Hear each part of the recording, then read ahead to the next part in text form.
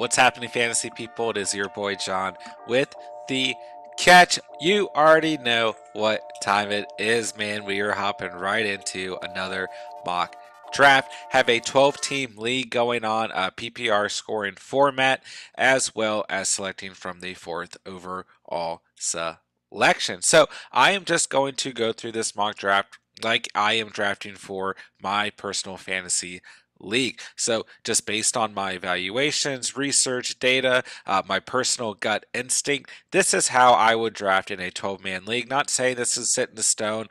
We will be doing a final mock draft for an 8, 10, 12, and 14-man league. Before the season kicks off, and you will know when we are doing our final drafts. But I've been trying out some different strategies. Didn't mean to go out here and confuse anyone with what strategies we prefer here at the catch, but these mock drafts are here to try out these different strategies. So we've just been conducting different strategies and hoping that they are helpful for people out there.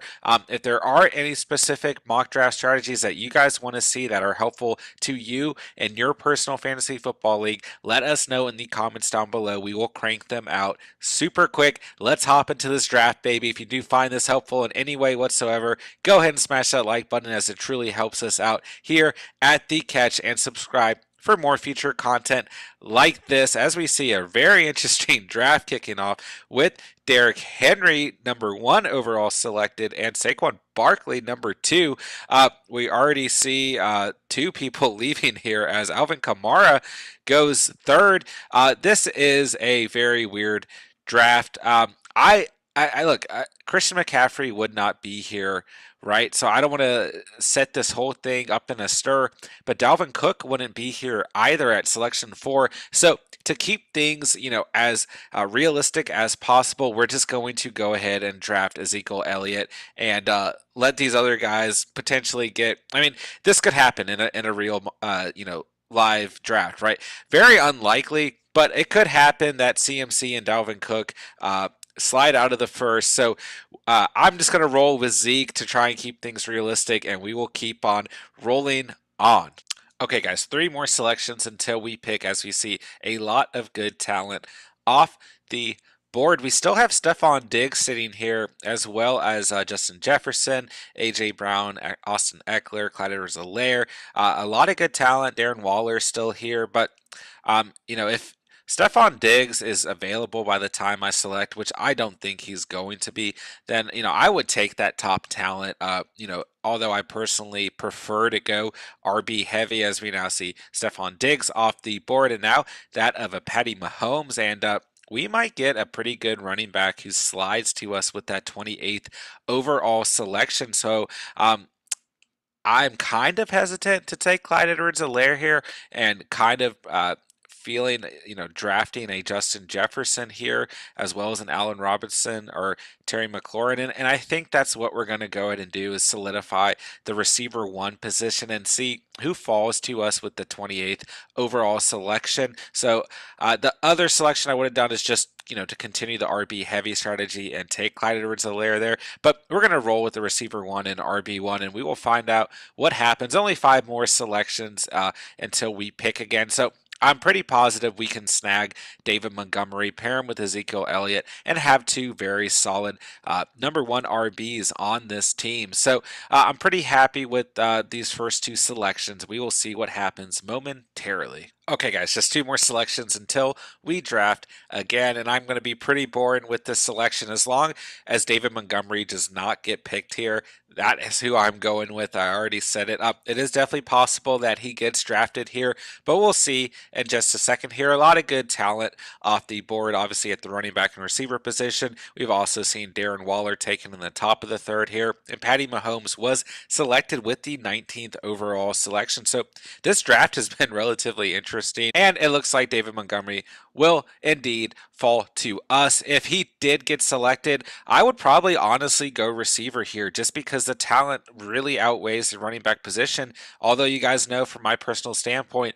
I'm all about the running back position, so I would definitely debate a Chris Carson, Miles Sanders, or Darrell Henderson here, as well as a Josh Jacobs. But our guys here, let's get him. Let's get David Montgomery, and let's keep on rolling, baby. Okay, guys, our turn is coming up Very quickly, we do kind of want to go out and solidify that receiver position, but there are also a couple of very good quarterbacks available. Josh Jacobs did get selected pretty early on. He was primarily my top target for this 45th selection, but very unlikely at this point that he's going to fall that far. So there's a couple options here: Robert Woods, Amari Cooper, DJ Moore, and Julio Jones, who we're rolling with, baby. And then with this 52nd overall selection, I am going out and hopefully getting a quarterback that I want. I've been getting some comments that I'm reaching too early for a quarterback, but I can tell you guys that historically, I've always passed on quarterbacks. I've always taken quarterbacks with essentially my last overall selection with the draft before a kicker and defense, or maybe before my final flex spot. But I believe that that has kind of given me a disadvantage the past couple of years in fantasy in most of my leagues. And at this point, I am really trying to practice going out and getting a quarterback as my fifth or sixth player on my roster. So let me know in the comments down below, you guys who are, not prone to drafting quarterbacks early on, and you guys who are used to drafting quarterbacks very late, let me know how you guys feel. Let me know you guys' experiences, because I think that's been kind of the missing piece to my fantasy rosters that will kind of put me over the edge and allow me to actually win a freaking fantasy championship for the first time in a very, very long time, and quit losing to my co-host Steven. So I'm probably going to be targeting Kyler Murray with this next selection. I think we have a good shot at getting him, as Dak Prescott is also available. But for me personally, as we see Justin Herbert off the board, I'm going to roll with Kyler Murray. And I think this is a great start to this roster with our QB position solidified in that of Kyler Murray, Justin Jefferson, and Julio Jones leading the receiver room, and then Ezekiel Elliott and David Montgomery leading our running back position. Let's see how the rest of this rolls on, man. So we've got three more selections until we draft again. And I can tell you, with this 69th overall selection as well as the 76th overall selection, I'm going to be targeting two running backs, whoever is available that I believe presents the best possibility to be an RB1, I'm going to go out and get. So we are going to go ahead and snag Damian Harris, and then we're going to hope that Ronald Jones II falls through to us, as we truly need some depth at that position. And so we will kind of patiently wait and see what happens. Now 5 more selections until that 76 overall selection. I will go ahead and ask if you guys are enjoying this in any way, shape, or form, or finding it helpful in any way, shape, or form. Please go ahead and smash that like button. It really helps us out here at the Catch. Shout out to all of our subscribers, Catch fam. We truly do appreciate everyone who's been showing love and support. And we will see what happens as we have 3 more selections. A lot of good players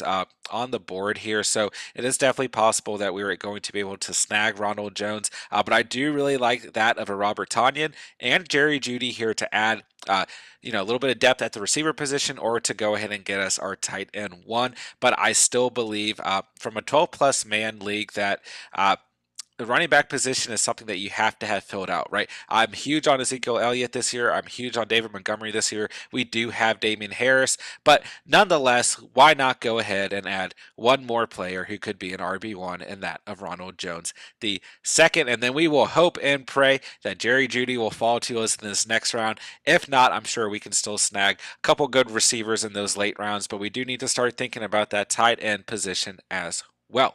Okay, guys, 3 more selections until we draft again. We did see Jerry Jeudy get snagged up here in round 8, as well as DJ Chark, 2 guys I was heavily targeting. At this point, David Johnson, a pretty heavy target for myself as well. So we are primarily targeting AB here, as well as Michael Carter, right? He does present that RB1 value. So those 2 guys are the guys that we're looking at here, but we do like a Will Fuller, Kenyon Drake here as well. But I do believe that after Michael Carter goes, there is a significant drop off at the running back position. If we can go out and get him, then we're going to feel very, very confident at the RB position no matter what. We already feel pretty confident in our 2 receivers we have here, so we will see what happens. I do believe that there's a possibility that AB falls to us. If he does not, I do think there are a couple other good receivers here. So we will go and take our guy and Michael Carter. Then we will wait 6 more selections to see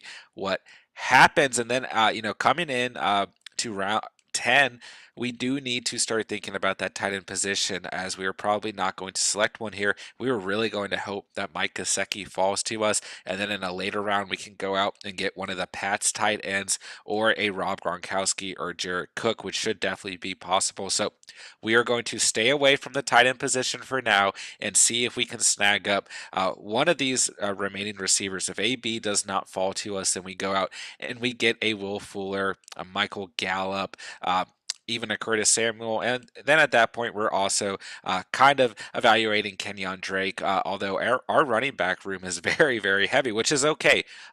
Like I said, this is a draft from my standpoint, and historically, I go running back heavy, and I do believe it is the most important position to continuously draft and monitor, especially after you already have two receivers that you believe in. I know a lot of people out there will disagree with that, especially in full PPR leagues, but in my opinion, the receiver position is very deep, and receivers continuously pop up on the waiver wire throughout the year. And don't get me wrong, lots of running backs will pop up on the waiver wire throughout the year as well. But it just always feels like or it always feels to me that receivers are the easier players to kind of replace as the season goes on. But that is not to necessarily downplay the importance of having one or two number one receivers who perform very well on a consistent basis on your team. And if you have more than one or two, then hey, all the power to you.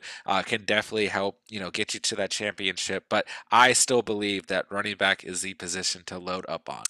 So it looks like we have a good shot of getting Antonio Brown, someone who I think is a great selection here. But just remember that I see a little bit more value in AB and PPR leagues, especially full PPR leagues, than I do in standard scoring leagues. But I do like where Yahoo has him projected right over 1,000 receiving yards and 7 touchdowns. If he did put up those numbers and we selected him in the 9th round, that's a great overall value. And I do believe in that Tampa Bay Buccaneers offense personally. So let's keep on rolling. Let's see how this draft continues to play out. All right, so we got 5 more selections until we pick again. Listen, I know that Dak Prescott was injured last year, and that a lot of defenses out there knew for a good amount of the season, all they needed to do was stack the box and stop Ezekiel Elliott.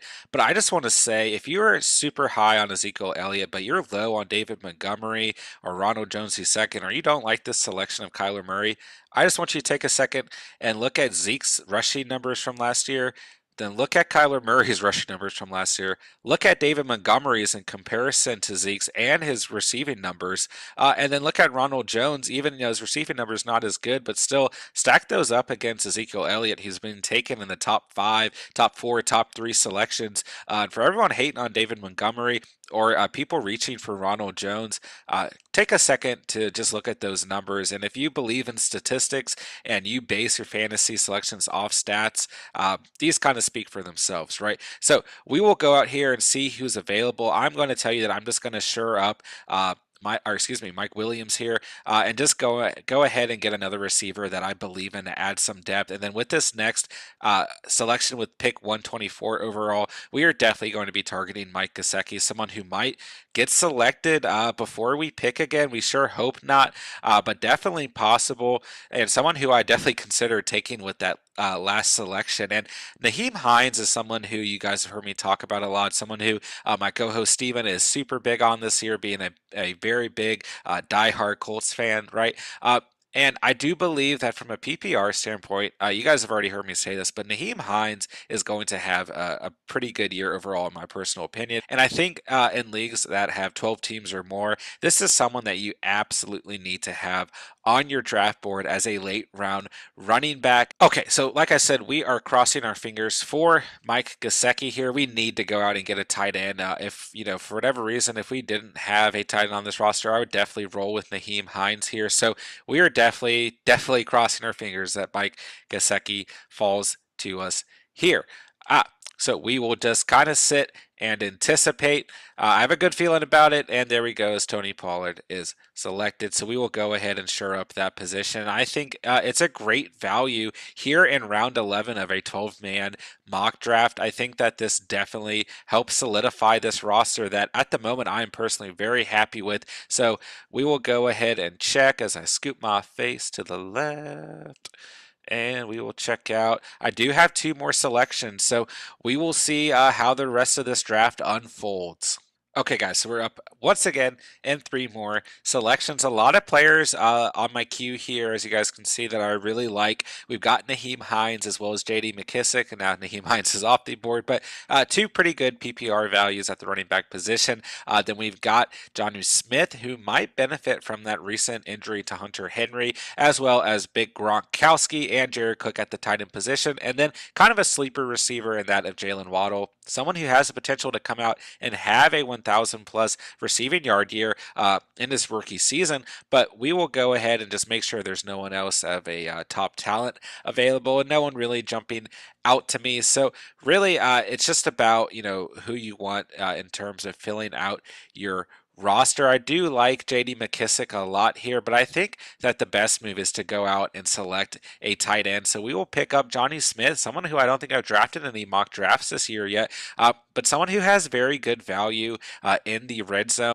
And although we don't necessarily know how the quarterback position is going to play out in New England, I think that both Hunter Henry and Jonnu Smith are going to have pretty solid overall years, although they will be competing for targets. I do think one of them is going to come out and be very fantasy relevant, so I think they're both worth the selection. And we are pretty confident in Mike Gesicki, at least I am from my personal standpoint. So pretty happy with the tight end position overall. And at this point, we will just pick the best player who presents the best upside to finish out this fantasy roster. And I can already tell you that that's probably going to be Jalen Waddle for myself. We can go ahead and see what other wide receivers are available. We've got Marquise Brown, Michael Pittman, Devontae Parker, Rashad Bateman, Elijah Moore, Cole Beasley, so as well as Mecole Hardman. So a lot of good receivers still available. Nelson Aguilar, someone you guys have seen me taken in mock drafts. So a lot of good players still available, but I'm kind of feeling Jalen Waddle with this draft. I think that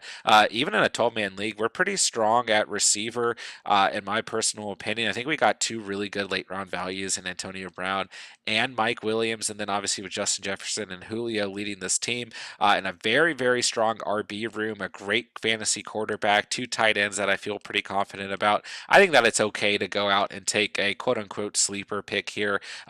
Although it is a very crowded Miami Dolphins offense, we already have some stock in Mike Gesicki, but hey, we're going to take our guy Jalen Waddle and move right along. Okay, so I will go ahead and actually start breaking down this roster from top to bottom, as we know that a defense and a kicker are going to fill out those final two selections for us. At the quarterback position, we went out after drafting our first two receivers and first two running backs, and we got Kyler Murray, someone who's going to have a fantastic year, both passing the football and running the football. In some draft rankings out there, people have Kyler Murray ranked number one overall at the quarterback position, above Patrick Mahomes, above Lamar Jackson, above Josh Allen, above everyone, right? So I think there is certainly a lot of reason to argue for Kyler Murray being the number one fantasy quarterback this year. So very happy to have him on this roster. At the running back position, we went out and we got Ezekiel Elliott early on. Remember, this was a weird draft at the beginning. Christian McCaffrey and Dalvin Cook were available, but to keep things realistic, I went ahead and I got Ezekiel Elliott, followed by David Montgomery, Damon Harris, Ronald Jones the second, and Michael Carter. So overall, very confident in this running back room, right? A couple guys here, Damian Harris, who people might not be too high on, as well as Ronald Jones and Michael Carter, but I think these three guys present a lot of good value at the running back position for where we drafted them, and they all have a great shot at being RB1s in their respective offenses. At the receiver position, we are led by Justin Jefferson, who I think from a PPR standpoint is going to have a monster year. Very happy with him as our wide receiver one. We also have Julio Jones, one of the best to ever do it at the receiver position. Maybe a little bit of digression, right, as he is kind of towards the back half of his year, but nonetheless, he is going to have a very productive year in that Tennessee Titans offense. And then in some late rounds, we went out and we got Antonio Brown, Mike Williams, and Jalen Waddle. So I think some very good late round receiver value there. And I definitely have a lot of faith in Antonio Brown from a PPR standpoint, as well as Mike Williams really taking off under Justin Herbert's second year as the quarterback in that LA Chargers offense. And I think that Jalen Waddle is a good kind of late round pick who has potential to be receiver one in that offense. You know, if Will Fuller does deal with injuries throughout the year, and Devontae Parker moves more into that slot position, obviously we have a lot of stock in the tight end in that offense and Mike Gesicki. So, but definitely possible that Jalen Waddle comes out as a receiver one, but at worst a wide receiver two or wide receiver three with a lot of big play ability. So we're going to go out and we're going to draft the Colts defense to go ahead and fill that position, but we will go ahead and talk about the tight ends as well. Mike Gesicki being our tight end one. I personally have no problem with Mike Gesicki as my tight end one. I think he is going to have a great year. You guys have heard me talk about this a million times, so I'm not going to touch on it too much. Johnny Smith as our tight end two. Not as confident as a Mike Gesicki, but I do believe that Johnny Smith will have a good year overall, especially if we see Mac Jones take over at the quarterback position. I think that Cam is going to eat up some red zone touchdowns if he does start the season. As long as Cam Newton plays, we saw him have 12 rushing touchdowns last year. So, regardless, I think that Johnny Smith will have a good year, but probably a better year if and when we see Mac Jones starting at the quarterback position. So very, very happy with this roster overall. Let me know in the comments down below what you guys think of this. Like I said, this is essentially what I would do if I was drafting in a 12-man league.